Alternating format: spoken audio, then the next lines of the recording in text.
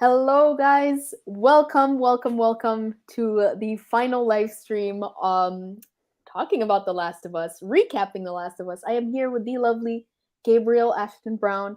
Hello. Galadriel. I wish. Please introduce yourself to folks who are new to the channel, maybe just stumbling upon this for the first time. Hi, my name is Gabriel. I'm a voice actor, and director, and I really, really love the game The Last of Us. And that's why I'm Yes. here talking about the series today, because I grew up with these games. With the game, not the two of them. Right. We can talk about that when we get to that.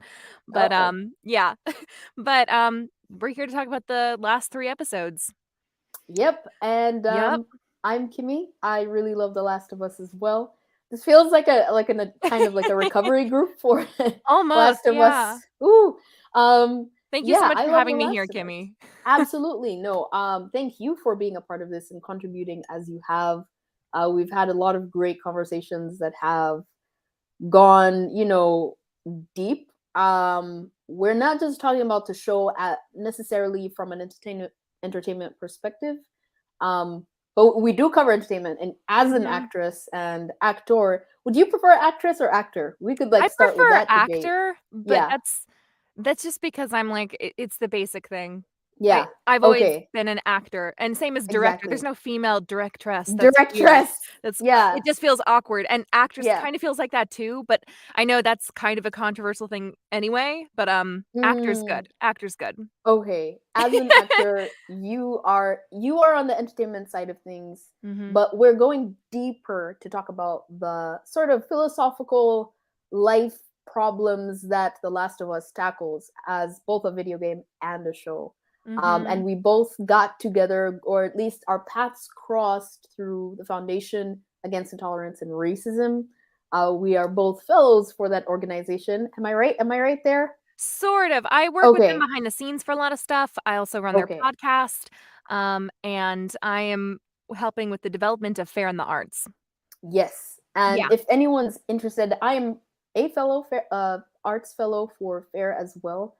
So if anyone's interested in finding that out, I dropped it in the description. But I feel like it would be an incomplete live stream without explaining sort of how we are connecting over the show, Yeah. our different perspectives, where our paths crossed, and all that good stuff. So I'm just going to drop that fairforall.org in the comments. And you are more than welcome to check that out. Fair is helping fight the new orthodoxy that's taking over not just the arts, but Mhm. medicine, education, and is making it such that we can have more nuanced, diverse thinking, more nuanced conversations, a more pro-human approach to Mhm. a lot of the divisive issues today. So basically, we're looking at The Last of Us through a pro-human lens. And I Mhm. love, Gabriel, that you describe yourself as a pro-human artist. Mhm. What is that? This might be a very big question, but what does that mean for you? Pro-human artist, and more than that, I think to for me, I'm a pro-human storyteller Hmm. because that's what I do as an actor, as a director, and as a voice actor. That is Yeah. primarily my job. But pro-human, that aspect of it means to me that every human story is worth something valuable, Yeah. and nothing can strip you of that. Nothing can take away from that innate worth that really is at the core of all of us. Yeah. Um, and that I think it's important to choose humanity and value the human experience um, as a collective rather than put our individual wants or our even like greed ahead of us, Hmm. or technology. Um, I think there's a lot of points in our lives where we get to certain crossroads, and when we choose the option that's best for either human or humanity, I think that is the Hmm. best option, but deciphering where that is where it's kinda tricky. Yeah. But pro-human means treating people with fairness, understanding, and, remembering that we're all part of a bigger picture here. Yeah. Yeah. That's well said. Thank you. No, that's perfect. I definitely agree with you there. I think my how I sort of came into this poor human perspective was from, and I know we have a lot of similarities as we discussed before, but I think why I think it's important to be pro-human is to understand that Meg Schmaker said this really well in her documentary Jihad Rehab. I think it's titled something Now else the now. unredacted. The Unredacted. That's right. Thank you. She's so cool. Yeah, she is so awesome. If anyone doesn't know Meg, you got to check out The Unredacted. Just Mhm. Google it, find out the story behind it and the story surrounding it. But there's a quote at the beginning of the documentary that says something along the lines of the line of good and evil. There's a thin line between good and evil, and it runs through everyone. Something along those lines. Mhm. And I think as a Black woman, I came to the United States from Africa. I lived my entire teenage years in Africa, Uganda, South Africa, and Tanzania to be precise, Rwanda as well.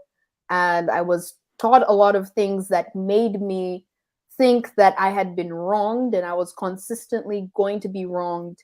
And therefore, I felt justified in whatever vengeance I could enact and any sort of equitable practices that would put other groups down in order to elevate the category I fell into.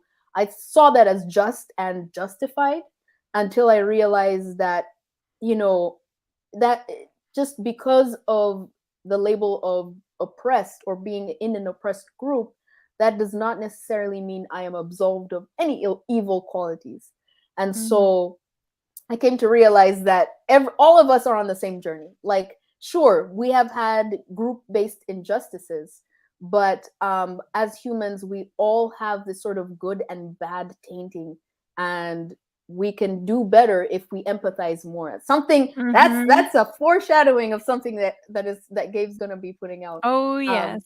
But I absolutely, absolutely feel like these perspectives that we both share are totally mirrored in The Last of Us Mhm. in so many ways, and we have talked about this. But yeah, so that's a little bit of our background, and now we're gonna get into episodes 7, 8, and 9 of this awesome show. What are your thoughts of whatever comes to mind? What is the first thing you remember about this show from where we last dropped off? Okay. I was annoyed at Kathleen and that whole character. I still am. And Sam and Henry's plotline just crushed me. And I was still feeling like we weren't getting enough Joel and Ellie time. That's where we left off. Oh, That's and right. I was frustrated that I've been mad about a few things, but I was frustrated about Maria being pregnant woman out on a raid on a horse. I thought that was Oh, inappropriate. that's right. That Okay. that feels really unrealistic. And Yeah. that Tommy is like worried about him going out to go on a mission and take care of Ellie. And like he's like got concerns about it. I'm like, yeah, but you just let your pregnant Wife. wife go and Yeah. do the same thing, maybe. Anyway, doesn't matter. Um, It's okay. It's okay. Yeah, yeah. what is it? I just wanted to say hi really quickly to Karika. I don't know if you ever met Karika, but she is a fair person. Oh, And no, I haven't met you. Hi. yes, this is Gabe. Gabe is you said you direct or record the podcast? I You run all of the Fair News Weekly podcasts. So I That's record, I right. edit, and then I send it off to the next person and then they produce it. They just send it out. But Yeah. I do all the the labor behind it. You do an Yep. amazing job. Just Thank you. excellent, excellent, excellent. So yeah, welcome T. We're just hanging talking about episode 6 right now, kind of recapping with Maria, um, Tommy's wife, who was sent out on a raid Right. pregnant, and how unrealistic that was. And then Tommy's like, I'm Yeah. gonna be a father, Joel, but it's Mhm. like, Yeah. well, yeah, I don't know how careful you are about that, but anyway, go Right. ahead. Um but yeah, that's where we left off and this is where we get more spoilers. I mean, yeah, here we go. Right. Joel has been stabbed and falls off his horse, and that's where we end it right there. Yeah. So that's episode 6, right? That was the end of episode 6. That was And the end of so episode 6. episode 7, which I finally watched, and I Oh, good. really do we want to talk Oh, about episode 6 right now? let's do a little bit of episode 6 because you hadn't seen it that Yeah. time. Okay, Yeah. so communism. I'm just gonna say the word immediately, get it out of the way. I saw that part finally. The whole like Which part? so The when Maria says communist when she's like Oh, yes. Joel, Maria, and Tommy, they're kind of doing a little tour of Jackson. I don't know if Ellie was there at that point. She was, I think, but she was kinda, like, trailing off. She had a line about sheeps. She Oh, was that's like, right. "Look, sheep." Okay. Right. That is correct. But as they're walking through some sort of something, who remarks that it's a I think Maria says something to the effect of like we all have this democratically elected leadership and we kind of all share control Mhm. and all kind of pull together. And Joel, I think, says something to the effect of, so communism? Correct me if I'm wrong. Kind of makes a remark Yeah. about it being similar to communism. And I then think Tommy tries to play it down. I don't remember who's saying the communal roles, but Yeah. Maria goes, "Oh, it's communism." And then Yes. Tommy kinda goes like, "Eh," and Joel is like, and she's like, "No, Uh, that's what it is. It's right. communism." And I'm like, Yeah. So I did notice that immediately after, well, was it immediately after? There was a scene that they cut to where Joel and Ellie are riding. This was probably a little, a little bit later when Joel and Ellie finally are riding the horse out of Jackson. "Mm, But someone says something to the effect of, I think it's Joel telling Ellie like, or Ellie asking Joel, did that system work in the world, like out there in the world? And I think he says something to the mhm, effect of, not really, and speaks to how both, I guess, communism and capitalism, he doesn't really say it that like bluntly, but he says something to the effect of, in the larger picture, neither system really worked. mhm." Do you remember that? He said something, I think it was it's like that. I think he said something like, oh gosh, what was it? If anyone remembers in the chat and wants to let us know, that's an option Yeah, too, but I think it was something along the absolutely. lines of, um, gosh, like, it's oh gosh, no, I don't remember. Nope, it's Oh gone. man, I wish, I don't remember, but copyright. he does mention something where he's like he's, like, kind of in between. Yeah, Um, yeah. because Or they oh, were maybe it they was she was asking him, like, "What did you do?" And he's like, "I'm a contractor. I I wasn't this either. I was just in between." And that's how they got into the mm, contractor conversation, I see. Got you.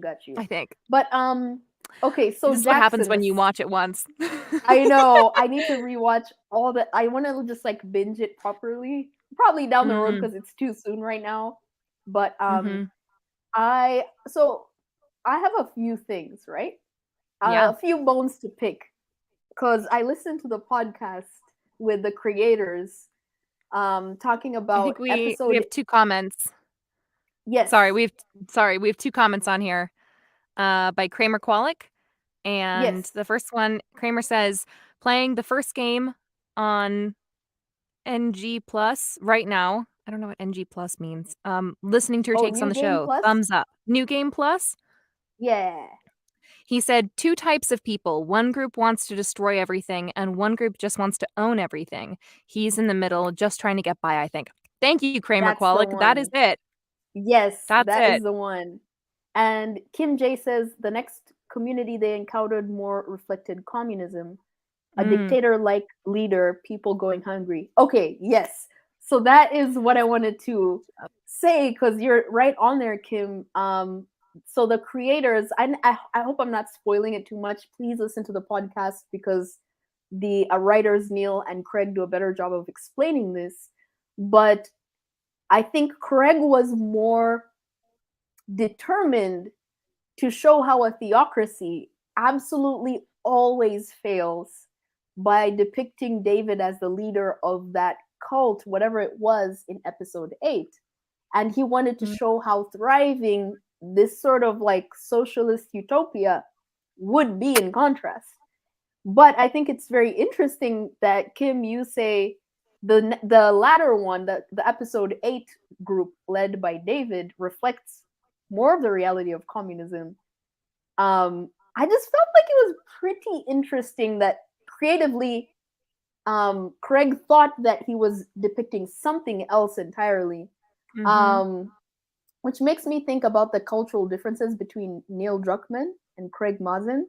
Neil has a bit of an accent. I need to actually look up where he's from, but earlier in the show, he did want to talk about how certain dictatorships in like episode 1 always lead to ruin when there's sort of terrible power concentration.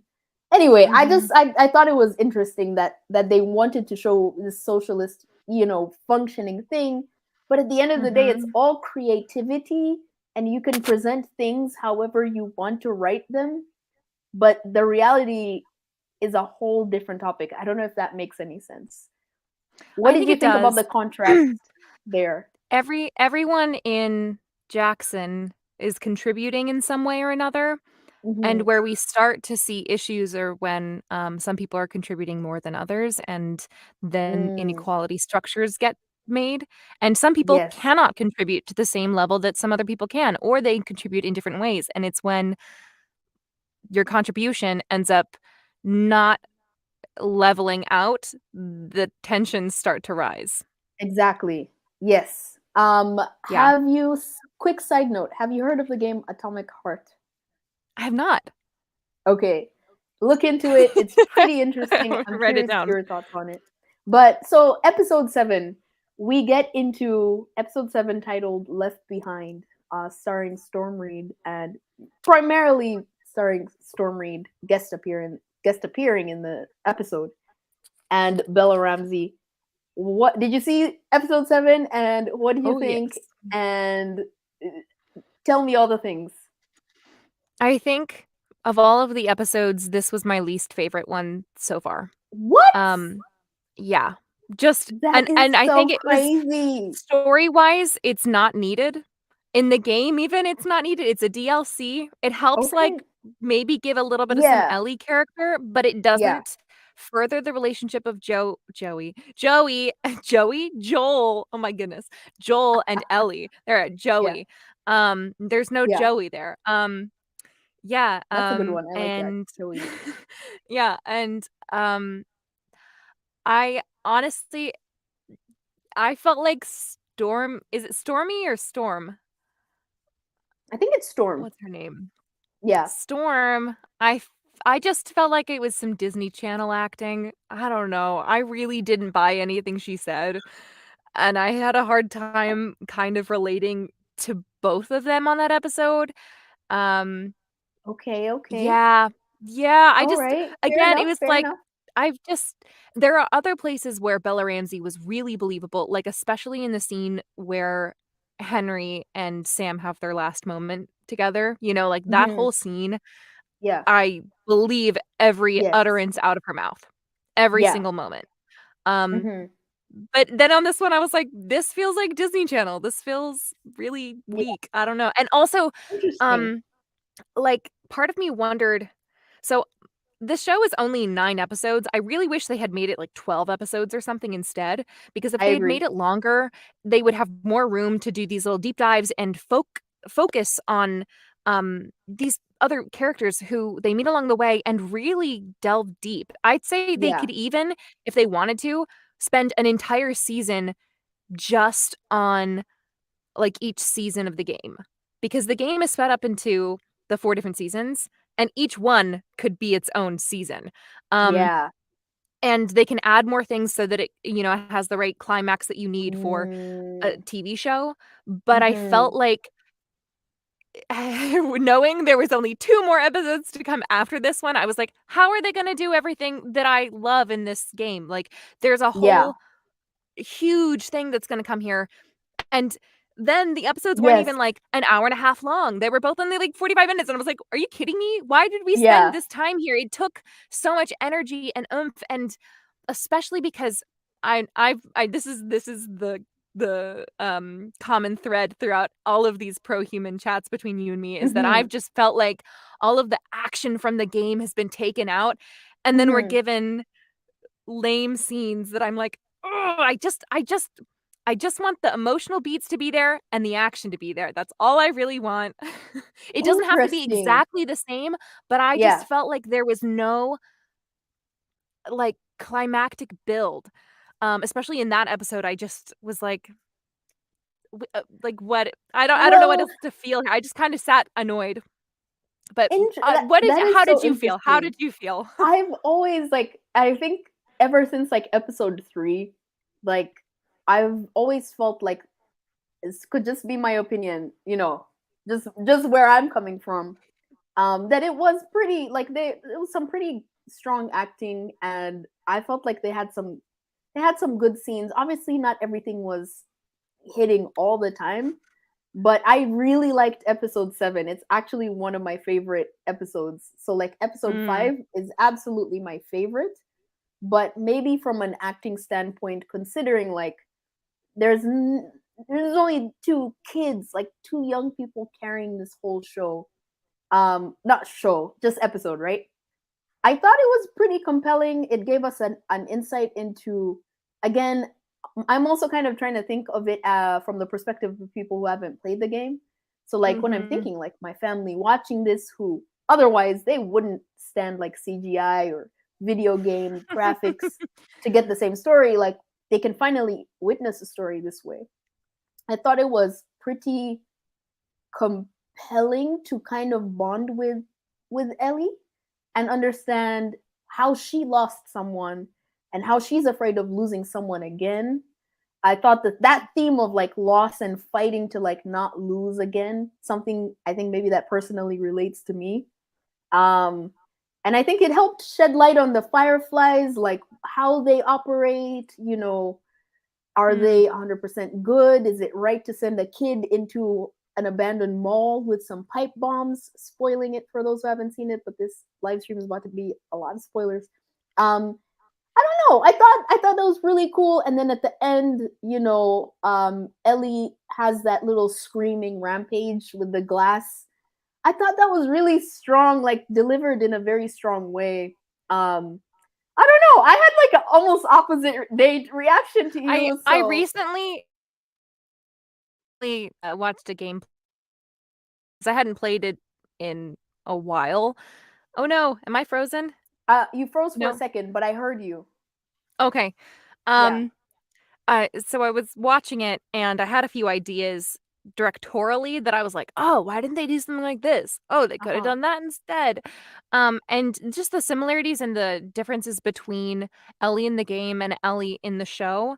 Um, the way that Ellie in the series tries to impress Riley versus the friendship bond that I feel like they had in the game was much more like Mhm. buddy buddy than in the show where she's kinda looking up to her because she's older, Mhm. a lot older in the show, at least it seems, Right. that it she's looking up to her almost like as the girl that she wants to be, you know? Okay. Um, but they're just like, I think about, the scene where, they're drinking the alcohol, and Mhm. she forces down, like, a fake swallow or she, like, has to swallow it because she's trying to impress her friend, but in Mhm. the game, she, like, spits it out, she's like, no, I can't do this."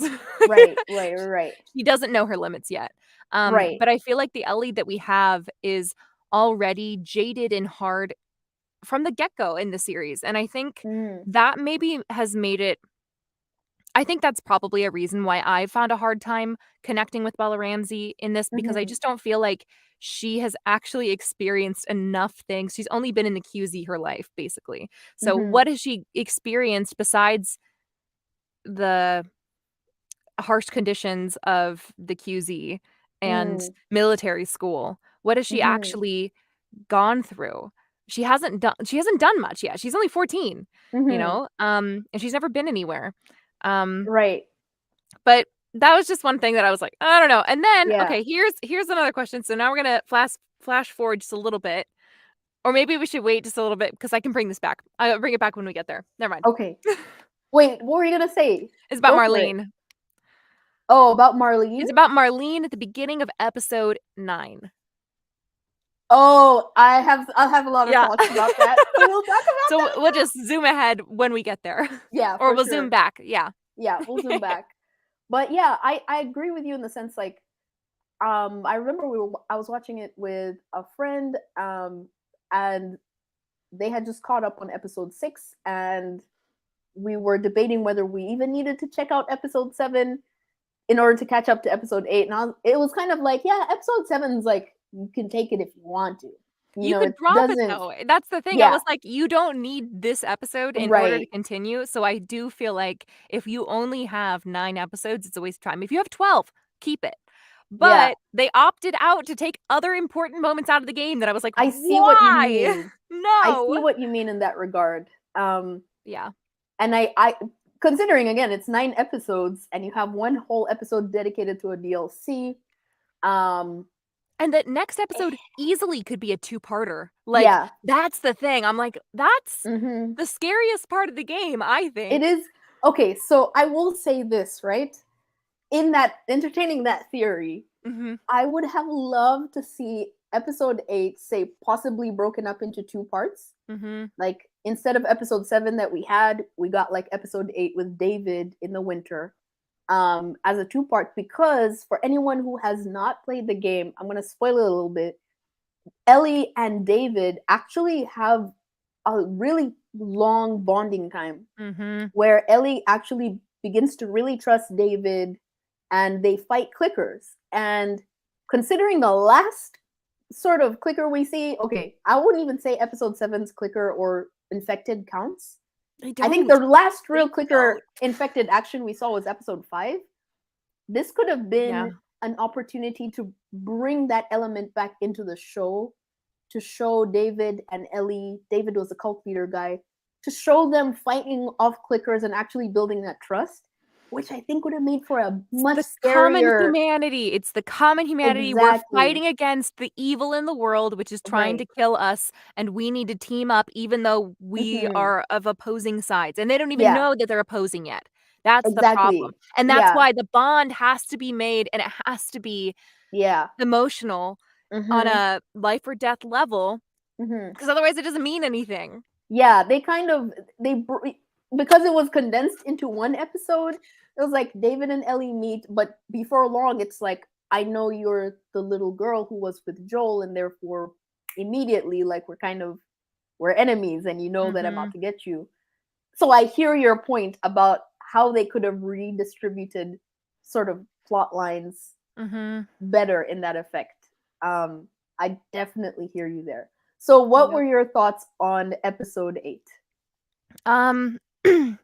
So she gets the medicine to Joel, and I thought that medicine acted pretty quick, but in the game it also acts pretty quick. But the game is way more unrealistic. Right. I'm just like, okay, I guess that's how penicillin or whatever they're using works, you know. Right. Yeah. I guess. But I just I really wish it had been more drawn out. What is that? Some like dust thing. Yeah, I just think it really should have been expanded upon. I do like that they gave a little bit more background to David and the group that he's got there. Now, I also wish that it had been bigger. I wish there had been more people for Joel to actually encounter to fight. I mean, he's got those 6 guys that are looking for him, you know, and they're like prowling around, and he wrecks them. But I just wish we had more of that. I don't know. I think we need to see him go to the end of the earth to save Ellie already. And it makes the ending an obvious answer. It because he's already done it, you know. He's taken her all the way across America. He's going to do everything to save this girl. He cannot that is his purpose now. Right. And I think having this be the episode going right towards the next one, I would like to see that build. Yeah. Like, yeah, like it is in the game. I mean, there's just tons of guys. And Well, there are no women, no children ever yeah. seen. It's Hmm. just a bunch of thugs. I hear you. I definitely think I did like episode 8. I felt it was very, very, very strong. I loved the way that the set was done. Yes. And it was very similar to the game. Yeah. Like that steakhouse was, guys, I highly recommend playing the video game if you haven't. Though It I was will well done. say, Yes. in the show, it comes off as though they're not telling people that they're cannibals, Okay. whereas Yes. in the game, it's kind of just like yeah. It feels like we've all agreed we're cannibals now and like we're doing what we have to do and like we're heartless people. That's the way it comes off in the game. Yeah. Well, we didn't know that they had a whole church thingy That's going true. That's on. true. So they kind of do echo that, I guess, among the men, like among the David Mhm. and James and all of that. They kind of know the in thing, but it's Mhm. kind of like the women and children and everyone else, it was like, oh, should we really tell them? Which, speaking of the rest of the church, or I call it a church, I don't know what it is, group, cult, I don't know, Yeah. whatever that thing is, faction, we'll call it a faction. Mhm. What did you think from a pro human perspective? Like, what did you think of that whole dynamic? Because it was giving me the argument you made for Kathleen, where For it what? was Oh, like, for Kathleen. yeah, Yeah. like all of y'all like letting this man, for those who hopefully have seen this, but for those who don't know, this guy is kind of a brutal ruler. He's actually not, let me say it like this. He's manipulative, and he's kind of a narcissistic, kind of tyrannical, typical archetypal cult leader, Mhm. where he's loving and compassionate and uses like doctrine and scripture to encourage and uplift, but on the other hand he's also very like heavy-handed and brutal, and literally slaps this one girl whose father had just died. We're about to Yeah. eat him, by the way, before he slaps this girl. So it's this really, really cult-like dynamic of love one moment and then that love withdrawn, and now it's literally violence and abuse. So Mm. what are your thoughts on that whole dynamic of that whole thingy thing? Well, here's the question. Was it that you didn't believe it when you I, saw I it? Or I mean, no, regardless of, I believed it when I saw it, but like speaking to the whole, like if you were there, like if you Mm. were in that situation, how would you believe David? What would you do? Like, would you fall for his leadership? Would you tell the others like, oh, we gotta escape, or we gotta like, find new leadership? Because I felt like he was just one man. He wasn't hoarding any resources really. Mhm. And the reason I said he was kind of a Kathleen, because like I think we talked about the fact that Kathleen could have easily been sort of, like Yeah. the power could have flipped quite Mhm. easily. Like, why did she have so much control over these people? And I wonder the same for David. Like, Yeah. would you fall for his spell? Do you think it was that powerful? From a pro human perspective, like, how would you dissect the situation and how would you make it better for everyone living there? I think there's a lot of well, first, everyone who's in there just seemed shook with fear. Yeah. And that's why they don't speak up.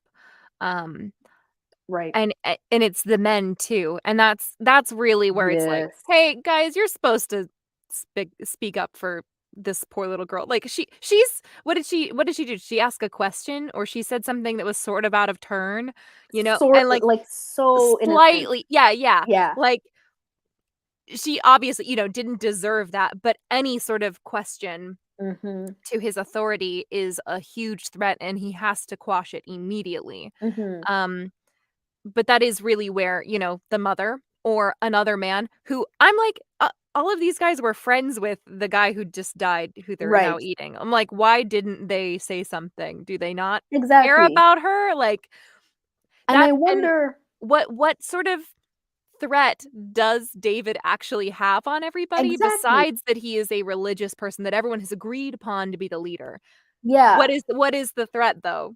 I mean, one could probably say there's that spiritual like authority where Hmm. there's, spiritual abuse happening where Yeah. you're afraid of your eternal standing, your moral standing if you try to inflict any harm upon this leader. Mm. My thought is the second thing could be also the weather and the conditions making it hard to distribute food could make them a little bit more, like, for example, David and his men, they're fed, so they have a bit more vitality and strength, whereas the rest of the congregation might be a little bit more malnourished intentionally, so that they never quite have enough strength during that winter to fight back or If it think if it is clearly. a moral thing that's keeping themselves in line, of like, well, I have to be the good person here because I don't want my soul to be damned or Mhm. whatever.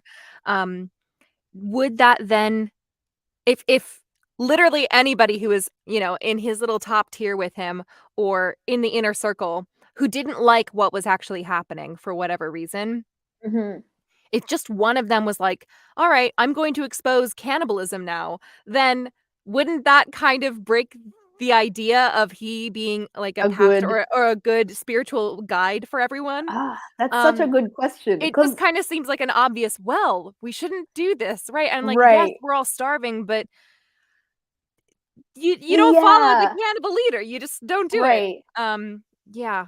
I do wonder if that would have been enough. Because what if they were like, "Well, if God told you that it's okay, Mhm. then maybe it's okay, and maybe I don't need to feel any moral conflict about this." What did you think of his background?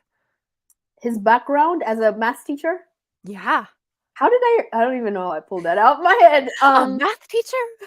Um, oh yeah, because teacher and Ellie was like teacher and preacher Mhm. rhymes and all of that.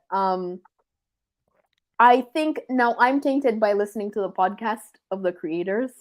Mm. But they basically say, I think the reason he was made a teacher was to make it more creepy.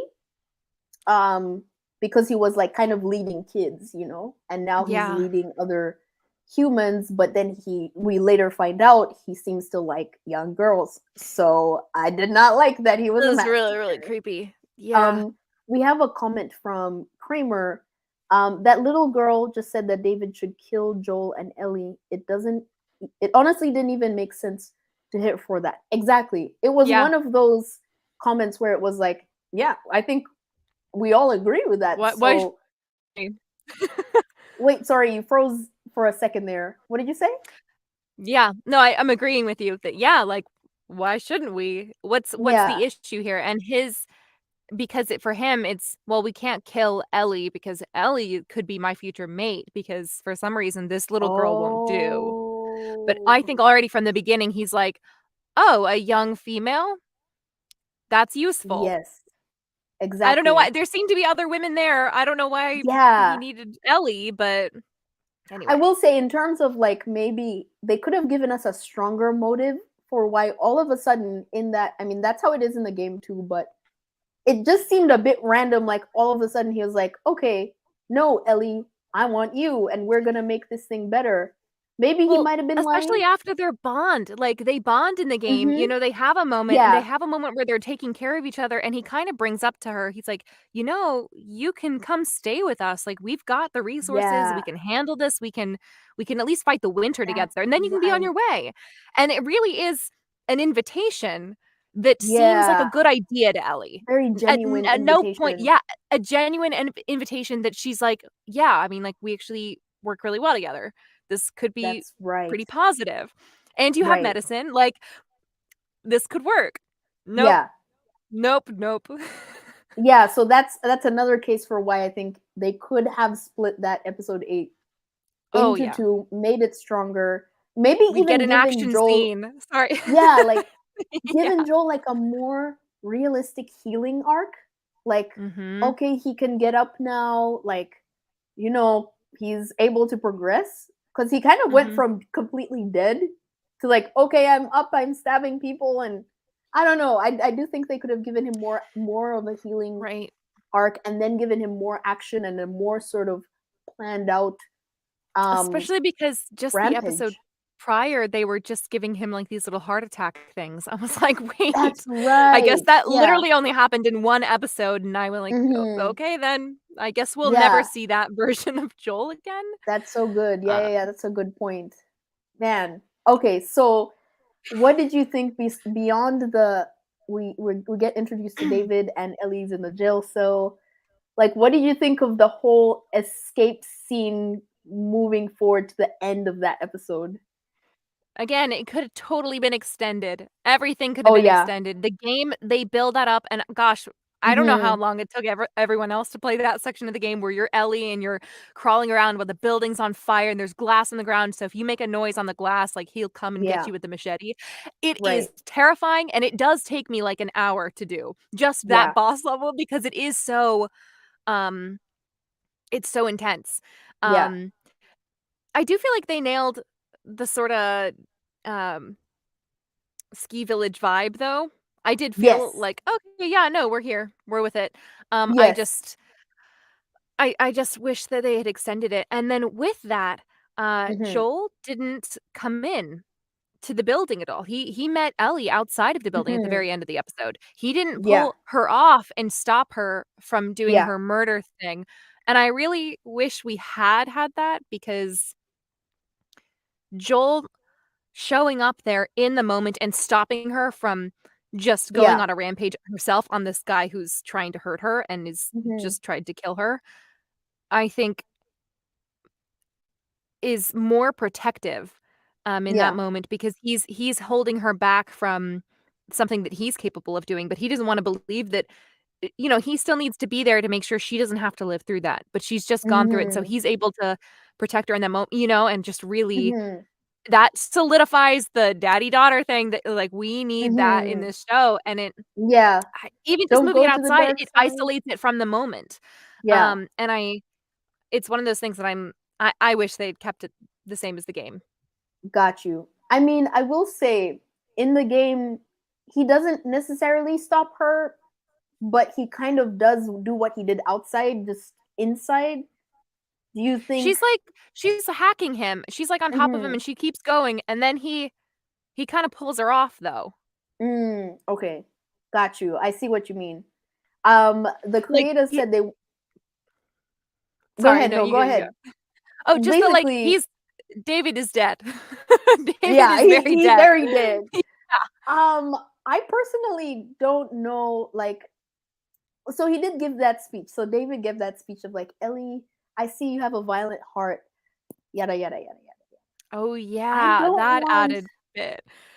I there's something in me that doesn't want Ellie to just be like a violent heart character where she has the sadistic side. I think we've talked about this since episode 1. Like, I Mhm. don't know, I want to connect with Ellie as someone who actually does care about life. And I get that it might be a setup for season 2 because she is way more vengeful, but there is a part of me that's just like, I don't know. I don't know how I feel about the decision to have her go, like, I hacking think David. there's a stronger case for a naive and caring Ellie that Yes. becomes a vengeful, heartless, violent person so that we get to see her redemption and we get to Yes. see her go bad for a bit. There are things that Yes. happen to her that make her this way, and That's if she right. starts off that way, we don't get There's to see the something very evolution. yeah, there's something about it that I don't connect to because maybe it's just because I've been exposed to video game Ellie and now I'm trying to compare, but Yeah, there's something about same. me that doesn't want to root for that. Like, I don't know how I feel about you entirely if you just have like you just have a violent heart. Mhm. If it was Yeah. Riley, if it was what happened with Riley, or if it was what maybe could have happened with Marlene just giving you to this random man, or an encounter with a clicker, some incident, like you said, some sort of incident spark it. Mhm. But yeah, we'll see because it hasn't really been fleshed out all the way yet. But we will see how they do this thing. Um, I overall, I did feel uncomfortable watching episode 8, which I think was the goal. And I think they achieved that goal. So for someone who even knows the story, and in terms of like moral lessons, I wish they should. I will say I do wish they showed us what happened with the rest of the people after David died. Like, how does that play out? Like, do they get lost? Do they literally starve and die because they have no leader? Do they repeat the cycle of finding like a tyrannical leader all over again? That and all of their men were just killed. Like, and all of their men were killed. So what do they do? what y'all gonna do now? Speaking of which, slight tangent. Have you heard of or seen Women Talking? I haven't, but it's on my list. Movie. Okay. I'm just suggesting it for anyone out there and for you, Gabriel. If you ever have the time to check it out, I'm halfway through, but it's kind of interesting. It kind of has something to do with the men disappearing and women figuring out what we don't do. What's it on? Anyway, it's on Amazon. It was on Amazon Prime, and I think they removed it just before the Oscars started. I'm so sorry, but that's okay. It might I'll be find it. shifting over to somewhere. I just recommend it for the sake of this one snippet. Yeah. But otherwise, let us dive into episode 9, season finale. Boy, do I have so many comments about this one, but please go ahead and let me know your initial thoughts on episode 9. Oof. Can we take it from the beginning, just working all the way through? There's so many. Many things. Yes. The beginning. We get to see Anna, which is Ellie's mom, played by the voice actor who I can't remember her name. For Ashley Johnson. Thank you, Ashley Johnson, who plays Ellie in the game. And right away, she appeared on screen and she's moving. I'm like, oh my gosh, it's Ellie, it's Ellie, it's Ellie. Because I was so excited. And my partner was sitting there with me and he's like, that's not Ellie. But no, wait, maybe it is. Maybe I'm like, it is. It's her. I can tell just from her breathing because I'm familiar with, like she's just heavily breathing and running and you can't really see her face. I'm like, it's her. It's her. I can hear her. So that shows how much I'm attached to Ellie as a character. I don't know what else will. But we get to see how Ellie managed to be immune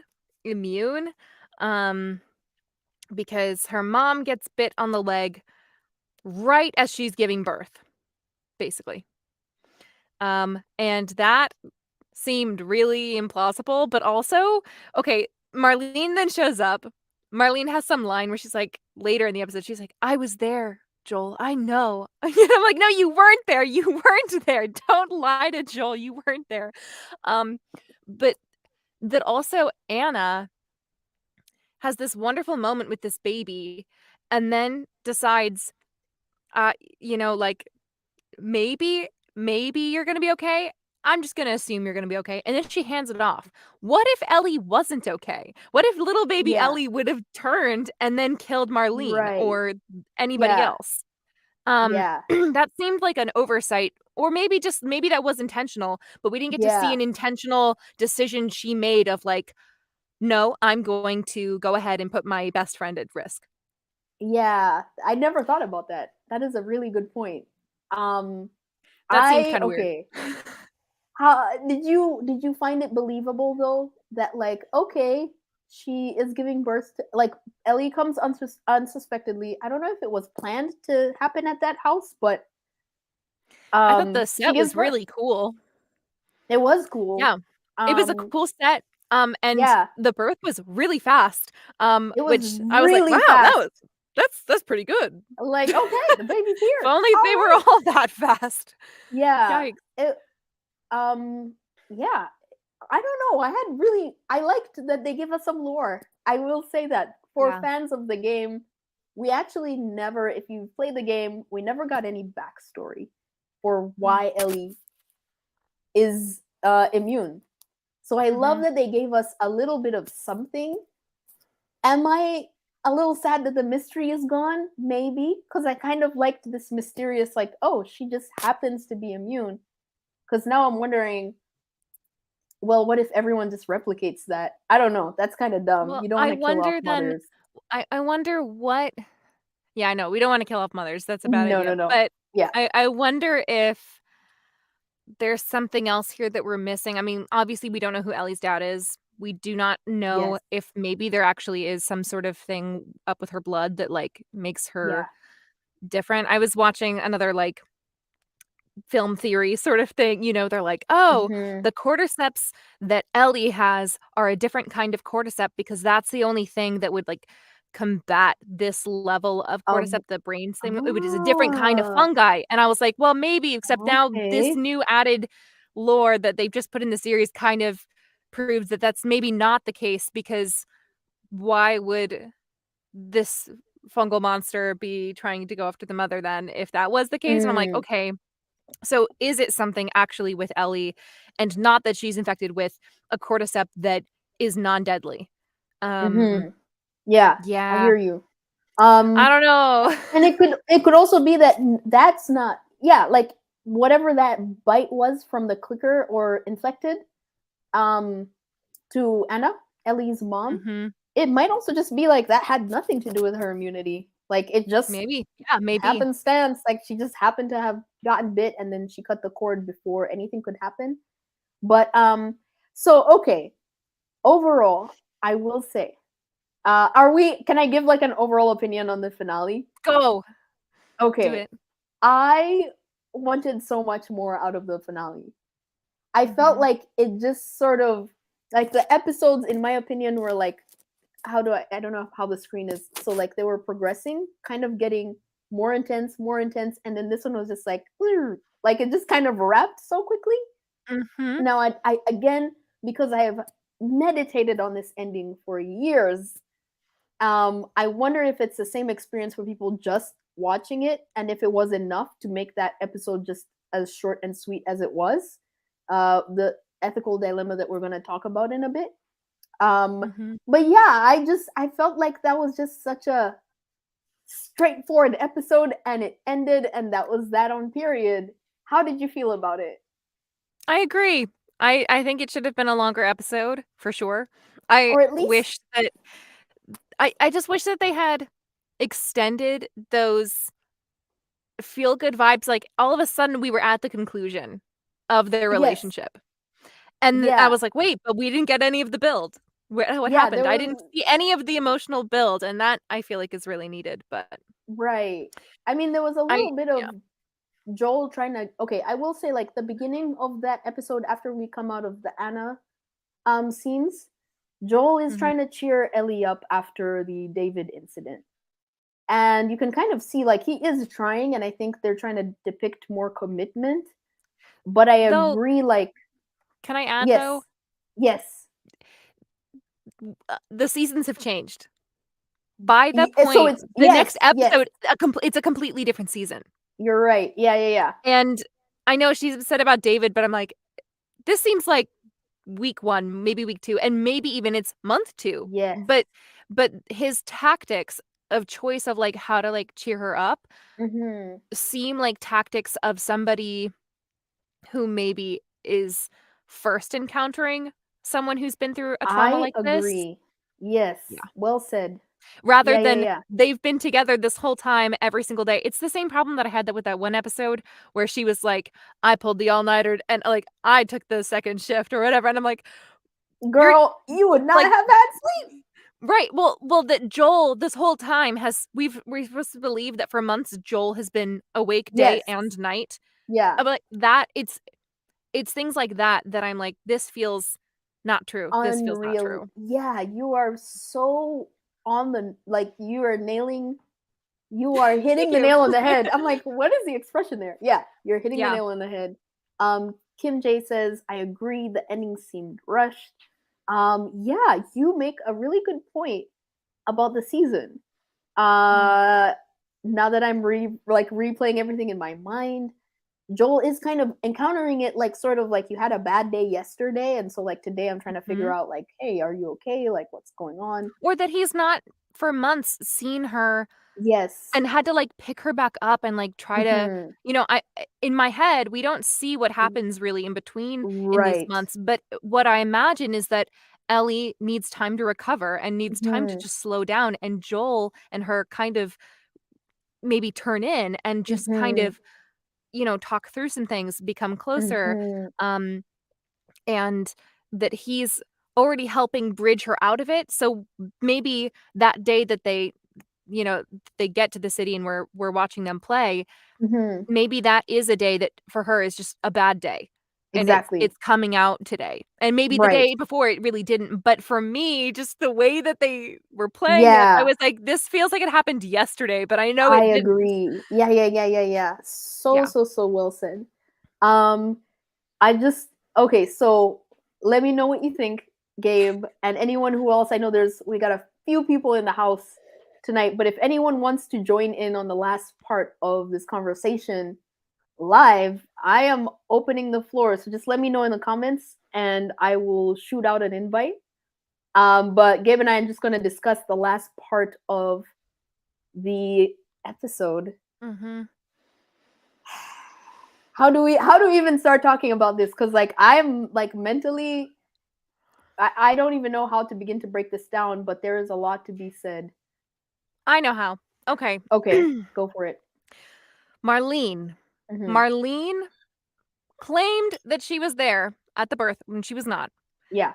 Marlene then is handed this baby and decides the best thing to do is to give it to the QZ and have the military schools take care of it. Instead of raising the baby herself or handing it to somebody that she trusts, she's Hmm. like, I'm going to put this child through the system and kind of be like an outside watchful parent, but maybe Ellie never learns who Marlene is Mm. until we see her in that first episode, meet her. Hmm. And that strikes me as really weird. Yeah. That strikes me as really, really odd. Um, and I'm pretty sure in the game, um, Ellie kind of knows who Marlene is, and I don't know if that's because she knows who she is through Riley or Mm. if they'd had an interaction or like, Marlene dropped me off here," like Hmm. how aware she is of that. Yeah. Um, that seems kinda weird. Um, Yeah. Okay. so And okay, I'm just gonna go back slightly. So, you know, Joel is there for Ellie. He's trying to pick up the pieces, and then he says that emotional line to her where he's like, she's thinking he's talking about time being the thing that heals all wounds, and he's like, hmm. "No, it's not time. Time doesn't heal all wounds." And he's looking at her, and you're like, "Oh, it's because you're the healer here. I get it." Hmm. Um, but Yes. Yes. Yes. but it feels weird because I don't know. I just again, I mean, Pedro Pascal is so so talented. I think he's very very good in this. And at this point too, I believe what Ellie, is going through. Um, but I just feel like we didn't get the bond going up to it. Mm. Um, and so the healing that we're supposed to believe that has taken place, I have not seen him, I feel like, in full protective mode yet. Mhm. And maybe that is because of what I was saying earlier with them isolating the scene. Yeah. And then we go straight into them getting attacked. Marlene and all of the fireflies knock them out. Mhm. And this is where things get different in the game. In the game, Ellie's like drowning. Ellie's like being pulled out of the water. And that's when the fireflies kind of show up and take them away. And then Joel gets knocked out. So in the game, I don't know if you remember this, Ellie is like not breathing. And so we leave him getting knocked out and then him waking up in a panic because he's like, Ellie, is she drowning? Is she okay? And they're like, yeah, she's being prepped for surgery. And you're like, is she okay? And they're like, Oh, oh, okay. yeah. Yeah, yeah, yeah. Okay. I was like, "What?" Okay, makes sense. Thank you. Yeah. And then in the show, it's just, I mean, she never gets knocked out. So we Mhm. never actually get to see what Ellie's last scene is before Mhm. she goes under for surgery. We Mhm. never see that. And that I think is kind of weird too, meaning that like she probably met up with Marlene. She probably was like, "Oh, I hope Joel's okay," and like they immediately were like, "Oh, we need to get the surgery done today," or whatever, Mhm. and like drugged her, didn't tell her, and then she just fell asleep. Yeah. It Hmm. all seems very, very rushed, but it's rushed Yeah. in the game too. But it would But the feel, game had what? Like, I mean, you're not looking at the game through episodes. You have yeah, a lot of build up, you have a lot of gameplay at this point. yeah, So I don't know. It is an abrupt ending in the game in the sense of like what happens in the episode happens in the game, right? mm-hmm, But I just feel like for a TV episode, especially if they haven't put that much into showing that bonding or that development, mm-hmm. yeah, there were just some moments where it could have been a lot more hard hitting, but I'm not quite a TV writer, so I don't know how good my critique would be in that regard. But okay, so as far as the prepping for surgery goes, I wish we could have seen a bit of the doctor explain his thoughts, so we kind of see the doctor and hear him speak and kind of have that moment in I'm skipping ahead to part 2. I'm sorry, gonna do it. I'm just gonna say like Marlene and the doctor have a little bit of a conversation. I wish they would have done that instead of the recap Marlene gave Joel. Um I don't know. I have so many wishes about the last episode. It's the only episode I have so many like notes on. Mm-hmm. But anyway, let's get to talking about the ethical dilemma So of yeah, Joel so and Ellie. Joel Joel has just traveled across the country with this child. We're supposed to believe that he's gone from not wanting to protect to going to full, like, this is my life's purpose now. I must protect this little girl. And I'm gonna kill many, I many will men in the kill process. everyone to save this girl. Right. And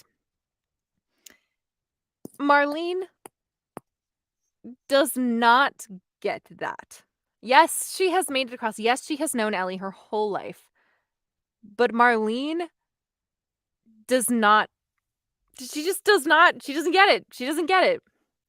And what Joel's going through. And we Yeah. as viewers have now resonated and like totally understand where Joel is coming from. And so Mhm. watching him do something that is this hard and so violent, just massacring everybody, even the people who are surrendering, and not even just like kneecapping them. He's double shot, like just kill everybody, Yeah, you he's just know? like pew, pew, Yeah, yeah, he's going for it. It it is really, really hard to watch.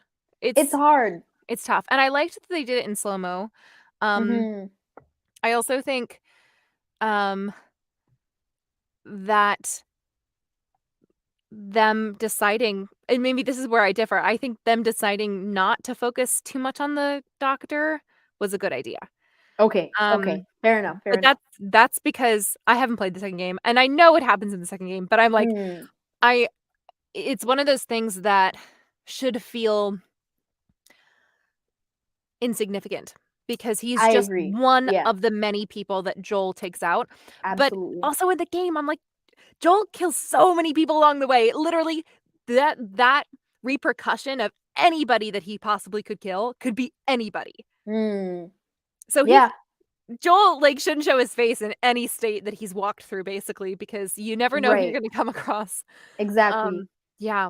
Um I will give the show its flowers in the sense of by the time you reach the hospital, just like in the Mhm. game, I'm sure for people who watch the show, we all get it. Like, yeah, this is a hard Yeah. decision to make, and we are on the side of Joel. We know the trauma you went through with Sarah.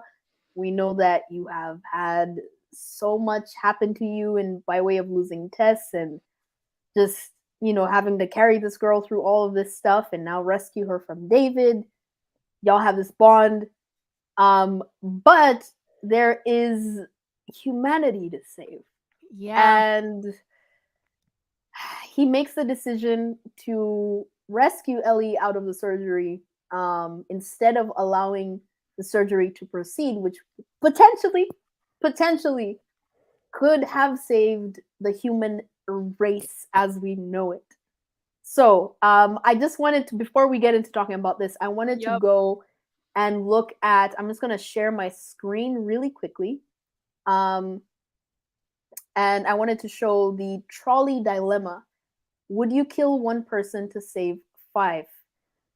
This is sort of an ethical problem that is discussed about from time to time in universities. It's just a really classic example of what matters, like how valuable is human life, like how do we preserve and value or rank human life versus lives, plural. So I'm just going to read it real quick for anyone who isn't familiar with this. The trolley dilemma: would you kill one person to save five? Imagine you're standing beside some tram tracks. In the distance, you spot a runaway trolley hurtling down the tracks towards five workers who cannot hear it coming. Even if they do spot it, they won't be able to move out of the way in time. As this disaster looms, you glance down and see a lever connected to the tracks. You realize that if you pull a lever, the tram will be diverted down a second set of tracks away from the five unsuspecting workers.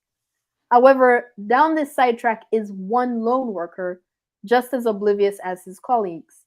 So, would you pull the lever leading to one death but saving five? This is the crux of the classic thought experiment known as the trolley dilemma, developed by philosopher Philippa Foot in 1967 and adapted by Judith Jarvis Thomson in 1985. The trolley dilemma allows us to think through the consequences of an action and consider whether its moral value is determined solely by its outcome. The trolley dilemma has since proven itself to be a remarkably flexible tool for probing our moral intuitions and has been adapted to apply to various other scenarios such as war, torture, drones, abortion, and euthanasia. Let me just quickly go over the variations. Now consider the second variation of this dilemma. Imagine you're standing at a footbridge above the tram tracks. You can see the runaway trolley hurtling towards the five unsuspecting workers, but there's no lever to divert it. However, there is a large man standing next to you on the footbridge. You're confident that his bulk would stop the tram in its tracks. So would you push the man onto the tracks, sacrificing him in order to stop the tram and thereby saving the five others? So that's kind of a basic overview of the trolley dilemma / the train tracks dilemma. And with the case of Joel and Ellie, we see this framed in a new light. According to the story, Ellie would have to die to save humanity. But Joel doesn't see that as a worthy trade. Gabe, your thoughts? Okay. I have two ways that I could say this. I'm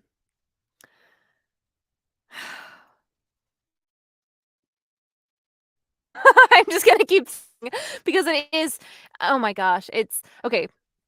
The pro-human thing to do in the situation, in the trolley situation, and then Okay. we'll go to The Last of Us. The trolley Okay. situation is, there is no answer. And this is a cop-out, it totally is, because there is no moral argument for choosing one person over five or five people over one. Right. The choice itself is a Sophie's choice. The choice Exactly. itself is an inappropriate question to ask. Mm. And it's one of those things that's, well, who's driving the train or who's driving the trolley? Why can't Mhm. I stop it right now with my own body? Why can't I Yeah. just hop in and pull the lever from the inside and just break it? Yeah. What is the significance here? And then if they're, the argument here of like, well, one person could be worse than the five people, like, but that person could be a child, and you could be, Mhm. like one person might, in a scenario, you don't know. There's not enough context for who these people are, and maybe that does matter. But at the Yeah. same time, it's one of those things, it's like it's not a just question to answer. So there Mhm. is no good answer to that question. People can decide what they're going to decide, and then it will be debated afterwards. Um, Yeah. And this is one of those things, like you said, people bring it up for war, euthanasia, abortion, tons of different topics. Right. But it's one of those things that happens after the scenario itself. And I'm wondering if there are scenarios that we don't recognize as being the 1 versus the 5 that we just don't talk about, Yeah. because we're not putting it into that conceptual idea. Yeah. Yeah. I absolutely. Was that one of the two things, or was that both? That was one of the 2 things, yeah. Okay, go ahead with the second one. When it comes to The Last of Us, Mhm. I do not believe that it is possible to create a vaccine for something that is fungus. I think vaccines have to be made for viruses. So even if they were going to try to save the humanity and save the world with Ellie's brain, I do not think it actually would have helped. So I do think that Joel is justified in stopping them. And because they would not listen to him, because they were being forceful, I understand why he's taken the actions that he needed to take. Right. And that's my response. Yes. Yep. I am somewhere along those lines as well. I wanted to real quick read Kramer's 2 comments. So Kramer says, I'm excited to hear what you both think of the trolley dilemma. For me, people only have the right to sacrifice themselves. You don't have the right to sacrifice another person for a better outcome. Normalized murder for the greater good is how you get the atrocities of the 20th century. Joel did the right thing. That's a very, very, very great take, Kramer. And I honestly hadn't even considered that Ellie. We never really know if Ellie knows what she's getting herself into, because they don't show that part. They don't And show that. And from drugging her, it makes it seem like yeah, she doesn't know. exactly. That is a very, very good. So it kind of takes a bit of what you said in terms of the pro-human thing, is that there's really no answer. That, like, don't kill one, don't kill five. And the fact that Ellie herself had no real say in it, because she is the only person who can choose for herself how she wants to go about this. So yeah, very well said. Thank you for weighing in, Kramer. I would definitely go with. Oh, Kim says that's my take too, Gab. That surgery has highly speculative. I guess you mean like highly speculative like outcomes. Ellie's life wasn't worth it, and I agree. If I was in, like, if this was real, right? That scenario was real. We're all in it now. I would really sit. I would try to sit down with that doctor and say, can we please go through extensive testing over the Yeah. course of like 2 years before we literally just kill this girl? Like, we've You guys survived have this one 20 years shot. already. Yeah, There's one shot at getting this right. If you just exactly. kill her in this surgery, you're There ain't completely no coming screwed. back. Yeah. So the fact that they were hasty with it, like, this wasn't Yeah. one of like those times in the outbreak where it's immediately after and it's therefore very like, oh, we have to hurry.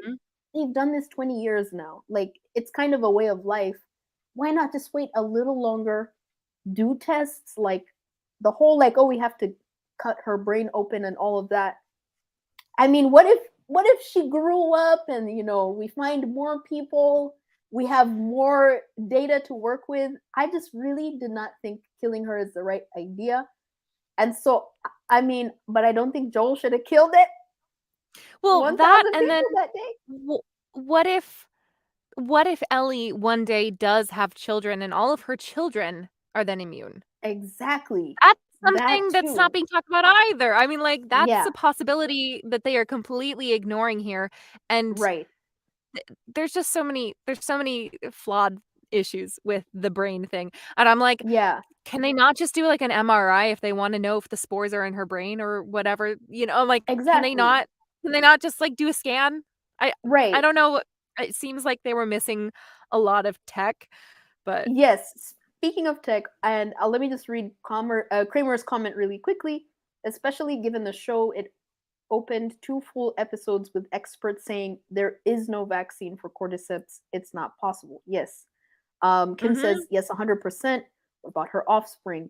So I wanted to say, speaking of tech, with accordance with that comment, if they didn't have the technology for a vaccine pre-outbreak, how are they going Yeah. to administer this vaccine with, with the crumbled society and infrastructure they're working with? Yeah. Like, again, going back to the whole wait it out, do tests. They wouldn't have been able to administer it, I believe, anyway. Even if they killed Ellie, even if they did get it, like, how were they going to distribute this thing? You know? Right, and it would be something that they would have and maybe would be a resource that people would fight over, or Uh like, there's no huh. way to Yes. give it out to everybody to make sure that everybody gets it and, like, everyone's good to Yeah. go. It also doesn't stop Exactly. the kill factor for some of these zombie-like Mhm. creatures. They are still going to Mhm. attack you. People Yeah. also will still come attack you, like, Yeah. the Yeah. disease, as we've You seen, I think, bleed from the out. show, is not the main issue anymore in this Exactly. world. It's It like when was, the but exactly. Once the infected are rabid and they're attacking you, I mean, we saw the bloater in episode 5 rip Tommy in half. Like, oh, you're going to deal yeah. with different injuries than just turning. Just infection, So, yeah. ultimately, yes, so I'm with Joel, although of course this is the dilemma that drives the second season.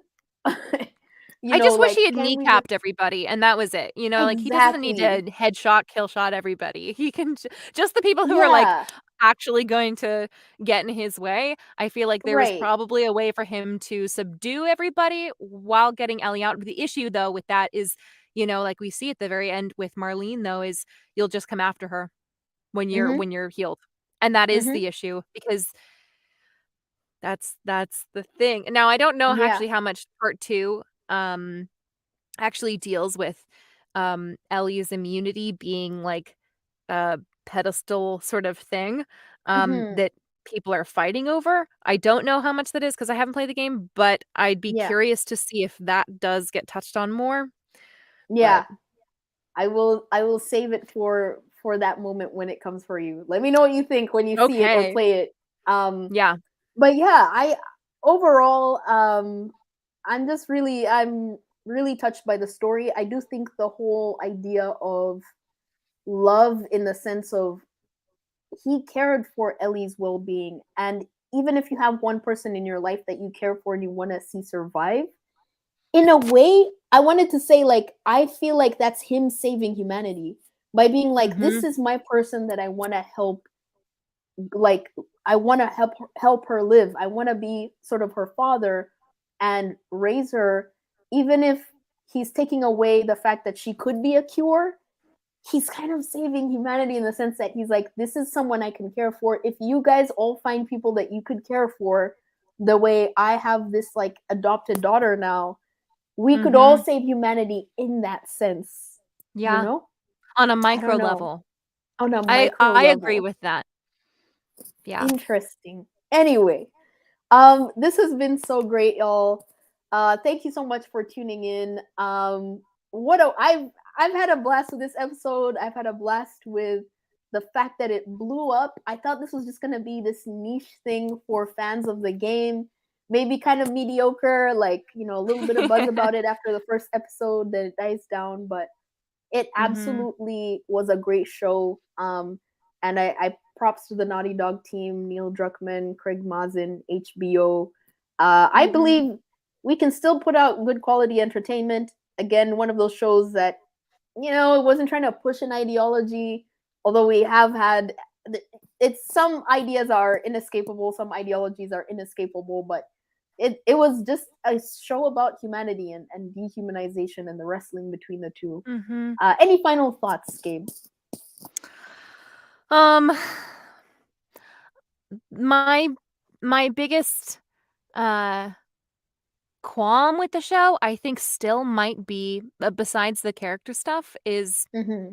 the lack of America that we saw in this, or the last of US, which is something I talked about in Mm, the first episode of yeah, talking about the show, which was yeah. Last of Us is the last of the United States, and it's Ellie's road Mm, trip journey to seeing what it was like back in the old days, and I that's feel right. like so many of the episodes kind of just look like the Canadian forests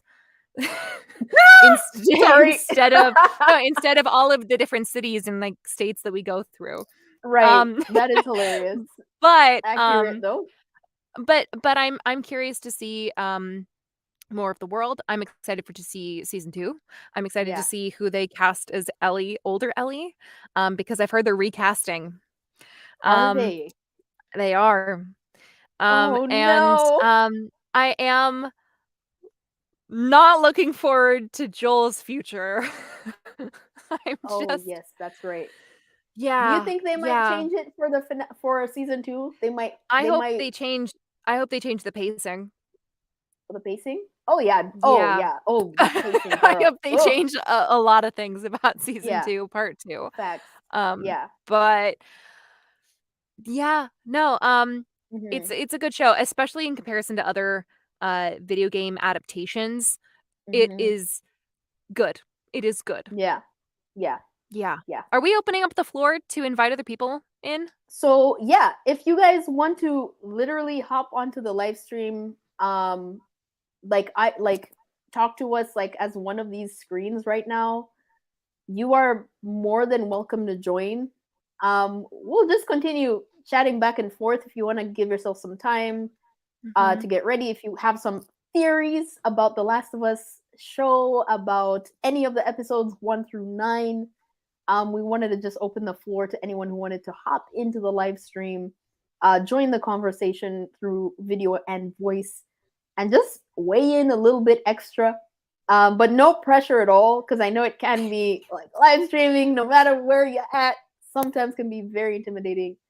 Gabe, I don't Mhm. know if you knew this, but like I only started live streaming about um what month are we in now? About like We're maybe in 8 or 9 months we're not in ago. February. We're We're in in March. March. Yeah, I was very nervous That about this. It was a very nerve-wracking endeavor, I'm and I still impressed. remember my first test live stream. I don't know, there's just something about it that takes like getting a little like live stream legs going. Yeah. Um but I appreciate you joining me on this cuz it's kind of allowed Oh, me to warm warm warm up to live streaming. So, thank you so yeah. much. Well, it's more fun when you've got a friend to, like, banter with, you know? That's true. Um, If you're I holding think it it alone, yeah. yeah. Yeah. Yeah, it can fall apart and it can get embarrassing and it can be hard Yeah, to escape tricky situations. Um, absolutely. Kim Oh says she's man. in Calgary. She loved watching the Oh, scenery. Kim. I loved the scenery. I thought it was really pretty. I just wish I saw more of America destroyed. I love the True. dystopianness of like the set that Yeah. and the setting. It's such a unique type of dystopia. It's not like other zombie stories or whatever. You've got bomb sites or these, like they've got the pits where they were burning and killing people. I want to Yeah. see the destruction of Mhm. humanity as much Right. as I want to see it reforming because that's it Yeah. means more. It means more. Right. It's good story. I'm gonna go ahead. I'm gonna drop the link in the comments. I'm not sure if it will show up as a clickable link. But again, just I'm gonna give it like about 5 minutes. If anyone wants to hop on, you are more than welcome to. Um, this is probably the only. Let me never say never, but it's one of those times where I rarely ever live stream, and so I'm giving this a shot, and I'd be happy to just chat with you guys. Definitely intentionally tucked it away at the end of the live stream to just kind of keep it to folks who are interested in The Last of Us. So if you have any Mhm. comments to share, you're more than welcome to hop on. Thank you for the comments and weighing in so far. Mhm. This has been great. I wanted to say I really want to meet I really want to meet Neil. Side conversation. I really want to meet Neil or any of the people who have um acted in this. Mm. Actually, Yeah, who would yes. you meet if you could meet anybody? I did get to meet Shannon Woodward. And I got an who plays Dina in part 2. Okay. So that's going to be a character you're going to come across in part 2. Mhm. Besides that, I would love to meet Ashley Johnson. What about you? Oh, yeah. Ashley Johnson, or even Troy Baker, who plays Joel in the Troy. game. Yeah. You connect with their voices so much, and Hmm. it's fun to see like what else they have done. Yeah. And voice actors are I love. I mean, as one, I love Yes. researching what other voice actors have done and seeing like, oh, I've seen them in this anime. Oh, and I watched Hmm. this cartoon where they were in. Oh, that's really cool. And like getting to connect their sort of different Yes. characters and seeing where they fall in their vocal ranges. Right. That is always something that's really fascinating for Yeah. me, at least, and I've always kind of been intrigued by that. But of the TV show series, um, hmm, I think it'd be good to talk to Neil. Yeah. Hmm. And also, I wanna see and I wanna hear more from gosh, what's her name? Anna Torv, who played Tess. Yes. Uh, I I loved I just her loved as her. Tess. Yeah, I just thought she was great the whole time. Oh man, She was I great. totally forgot about her. I wish we had more Tess, but no, Right. she had to leave when she had to leave. Yeah. Um RIP though. Was she Australian? Maybe? I British? don't know. She was definitely like another nationality and Let not me quite see. American. Anna Torv is an Australian actress known for her role as FBI agent Olivia Dunham in Fringe. I didn't know that. But Okay, she's from cool. Melbourne, Victoria. So Melbourne. she's from the South, down Okay. below. I was like, wait, the South? Okay, got you. Yeah. Um, um, um, yeah. Well, I guess everyone is ready to go to bed. Yep. I totally understand. We'll probably do more things like this. Mhm. Gabriel, so great to have you. If you guys want to follow Gabriel's work, I'm gonna drop your website in the comments. It is Yeah. also in the description. It's Gabriel Ashton Brown, right? Yep, it's gabrielashtonbrown.com. And Um, on there I've got mostly voiceover stuff. If that's something you all are interested in, I do a lot of commercials, e-learning, explainers, that kind of stuff. So you Kramer. may hear me elsewhere. Oh, Kramer, do something? Oh, here we go. Wow. Welcome. Wait, we can't hear you.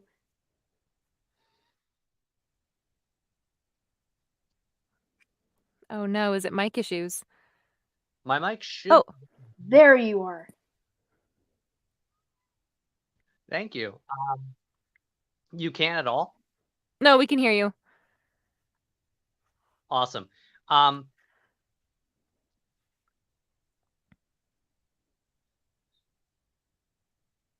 Okay, I think we're good. Yeah. Yes. Okay. So I want to propose an idea I would like to hear you guys sort of riff on.